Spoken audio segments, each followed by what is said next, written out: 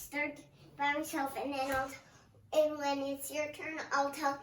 Come on, Daddy. Okay. It's your turn, okay? Okay, you start and tell me when to come on. Oh, hi everyone. It's nice to see you at church, and we are gonna talk about some stuff about this book.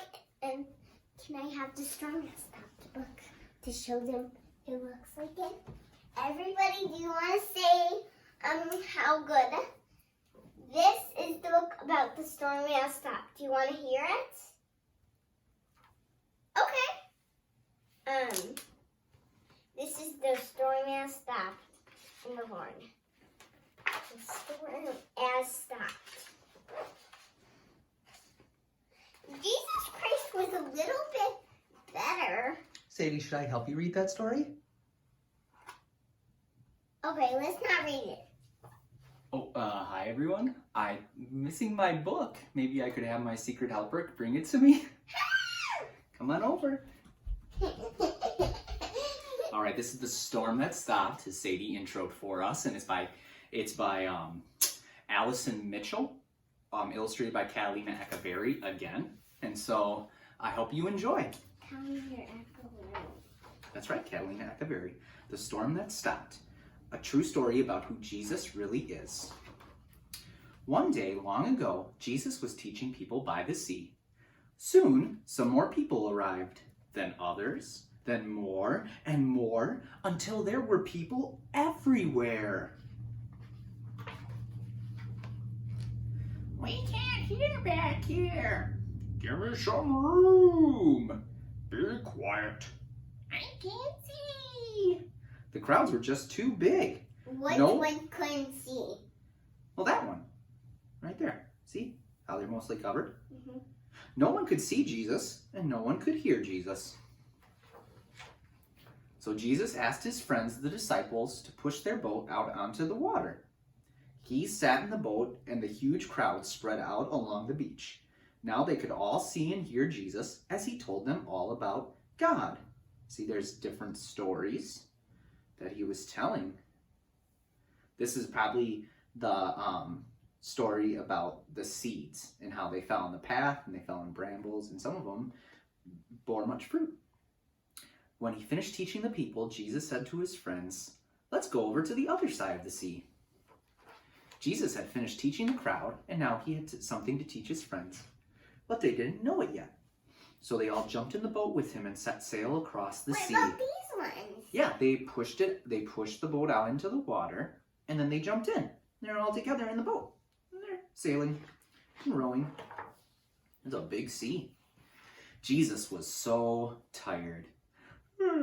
He'd been teaching the people all day, so he lay down in the back of the boat and fell fast asleep. It was a quiet evening. The water gently lapped against the boat, and the sun slowly set in the sky. So pretty. Why are they not rowing the boat? Because it's so nice, they don't have to. That guy might be. Jesus was sleeping. The disciples were quietly talking. Then this guy is the one who's holding. Yeah, he's maybe doing a little bit of work. Then all of a sudden, whoosh, whoosh, various storm noises. They were in the middle of the biggest, loudest, scariest, most ginormous storm you could imagine. There was no lions. The wind blew harder. The waves grew huger. The water filled the boat, but Jesus was still asleep. Jesus! Wake up, wake up, wake up! We're drowning! Don't you care? What a silly thing to ask Jesus, to say to Jesus. Of course he cared. He loved his friends so much that one day he was going to die for them. Jesus stood up in the boat. And are these? No, we'll just have to think about it. Jesus stood up in the boat. The wind was still blowing, so it was really high wind levels. The waves were bigger than ever. Look at the wave levels were high. The water was pouring into the boat quicker than the disciples could tip it out again. The sinkometer was really high. The boat was sinking, so their panicometer was off the charts. But then Jesus did something amazing. He didn't help his friends pour the water out of the boat. He didn't help them try to row back to land. Jesus simply spoke, but he didn't speak to the disciples. He spoke to the storm, to the wind, and to the waves. Quiet. Be still. Wow, that's what Jesus said. Just 3 little words, and the storm stopped. Right away, at that very moment, the sea was quiet, still, and calm. Then Jesus looked at his friends. Why are you so afraid? Do you still not trust me?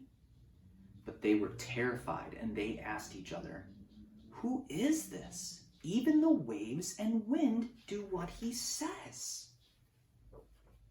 This is what Jesus wanted to teach them. He wanted to teach them to know who he really is.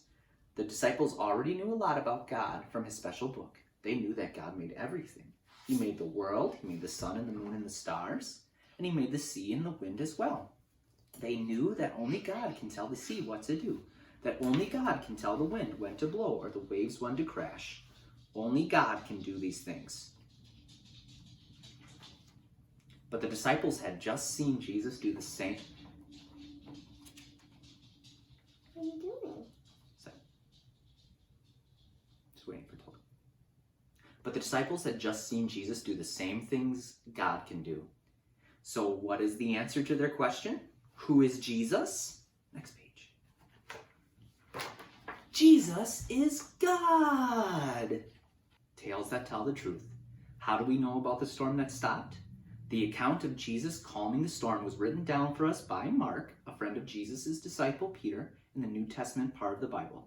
You will find it in Mark 4, verses 35 through 41. At the end of this true story, the disciples asked each other, who is this? Even the wind and the waves obey him. The rest of Mark's book shows us the answer to their question. Jesus is able to do things that only God can do. For example, in Psalm 107, verses 23 through 32, it is God who saves some sailors by calming a storm. So who is Jesus? He is the Son of God. The end. Oh, I just wanted to tell you a story about this, but it's time to leave, and I'll tell you about it, and we'll come to you next time for another story